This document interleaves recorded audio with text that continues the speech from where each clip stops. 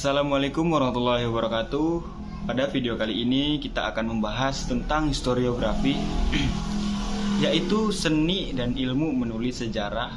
Lebih tepatnya kita akan melihat bagaimana sejarah disusun dan disajikan dari berbagai sudut pandang berbeda.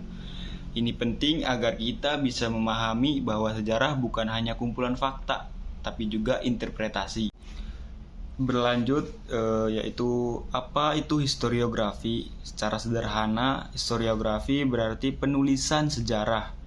Namun ketika sejarawan mengumpulkan berbagai informasi tentang masa lalu, mereka harus memilih mana yang dianggap penting dan bagaimana caranya menyusun cerita agar memberikan gambaran yang bermakna. Dari sini muncul berbagai prinsip serta pendekatan dalam menulis sejarah. Nah, yang pertama yaitu ada pendekatan humanistik. Pendekatan pertama adalah pendekatan historiografi humanistik. Jadi ini berasal dari tradisi klasik dan muncul kembali di era Renaissance. Pendekatan ini menekankan pada politik dan tokoh-tokoh politik besar.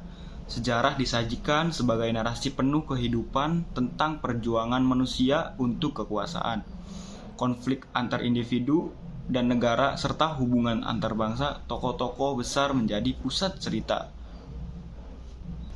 Jadi yang kedua itu ada pendekatan romantis.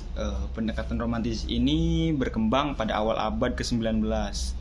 Pendekatan ini melihat bangsa sebagai kesatuan, hampir seperti makhluk hidup dengan kepribadiannya sendiri.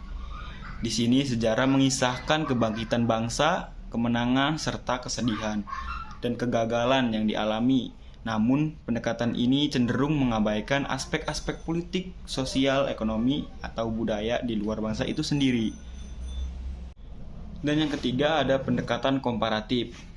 Nah, pendekatan komparatif ini yaitu pendekatan yang mencoba mencari pola dan fenomena umum yang terjadi dalam berbagai masyarakat di seluruh dunia.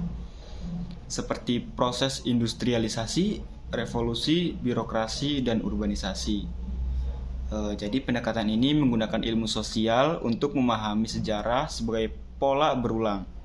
Ada pula variasi dalam pendekatan ini seperti pandangan ekonomi yang melihat sejarah sebagai perjuangan kelas, pandangan sosiologis yang membandingkan model masyarakat, dan pendekatan multikultural yang menyoroti kontribusi berbagai kelompok etnis. Selanjutnya yaitu ada pendekatan Amerika terhadap historiografi di Amerika. Jadi historiografi di Amerika ini memiliki dua aliran utama. Yang pertama yaitu sekolah optimis atau konsensus yang menghadirkan sejarah Amerika sebagai serangkaian kemenangan dan kemajuan. Terus yang kedua itu ada sekolah kritis yang menyoroti paradoks dan permasalahan dalam sejarah. Misalnya bagaimana sebuah negara yang berbicara tentang kebebasan juga pernah mempertahankan perbudakan. Jadi mengapa memahami historiografi itu penting? Karena memahami berbagai pendekatan historiografi membantu kita melihat sejarah dari sudut pandang yang lebih luas dan kritis. Ini membuat belajar sejarah jadi lebih menarik dan mendalam. Selain itu, pemahaman ini juga dapat meningkatkan kemampuan kita dalam menulis dan berdiskusi tentang sejarah.